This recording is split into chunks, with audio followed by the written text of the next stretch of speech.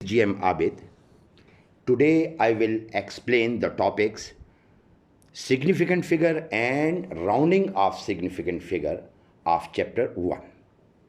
Significant figures, ये हमारे पास वो फिगर है जिसमें एक्यूरेटली नॉन डिजिट्स भी होंगे और फर्स्ट डाउटफुल डिजिट भी होगा, तो उसको हम कहते हैं सिग्निफिकेंट फिगर्स. मिसाल के तौर पर मैं एक लेंथ लेता हूँ, वो लेंथ मेरे पास आती है 6.7 सेंटीमीटर या मिलीमीटर, जो भी है.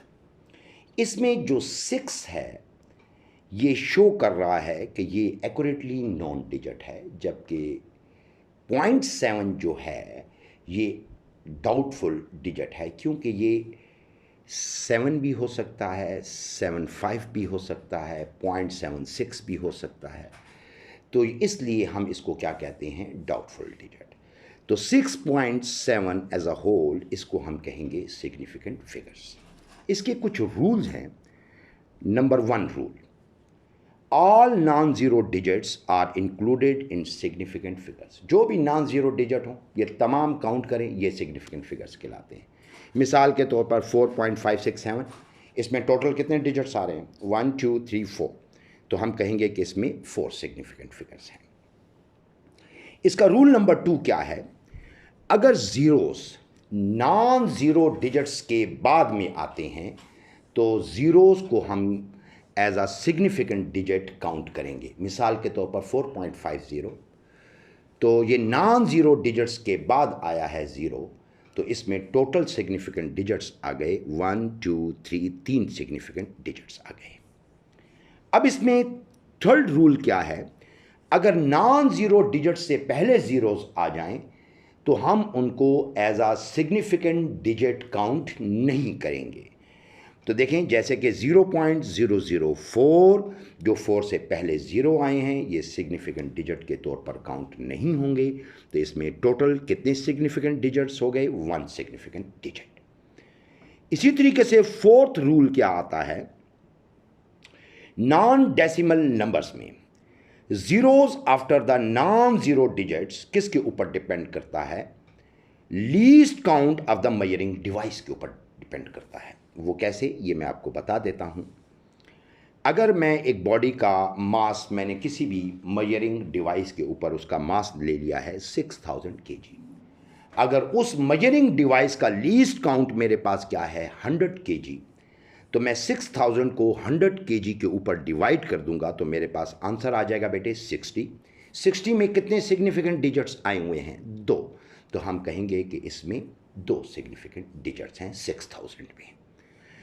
अगर मैं एक बॉडी का मास लेता हूं और वो 6000 kg है, लेकिन जिस डिवाइस के ऊपर मैंने इसका मास निकाला उस डिवाइस का लीस्ट काउंट क्या आ जाए 1000 kg. 1000 kg का मतलब ये होता है कि 0, फिर उसके बाद 1000 का साइन होगा, फिर उसके बाद 2000, फिर 3000, यानी कि 1000 नंबर में क्या होगा, गैप होगा. तो नंबर ऑफ सिग्निफिकेंट डिजिट्स मैं कैसे निकालूंगा कि 6000 को मैं 1000 के ऊपर डिवाइड कर दूंगा तो मेरे पास 6 आ गया. तो 6 क्या है, 1 सिग्निफिकेंट डिजिट. तो इसलिए 6000 में अब कितने सिग्निफिकेंट डिजिट्स हो जाएंगे, 1. अब इसमें फिफ्थ रूल जो आता है, साइंटिफिक नोटेशन. साइंटिफिक नोटेशन में आप सिग्निफिकेंट को जानते हैं. सिग्निफिकेंट्स में जितने भी डिजिट्स हैं ये तमाम के तमाम क्या होंगे, सिग्निफिकेंट होंगे.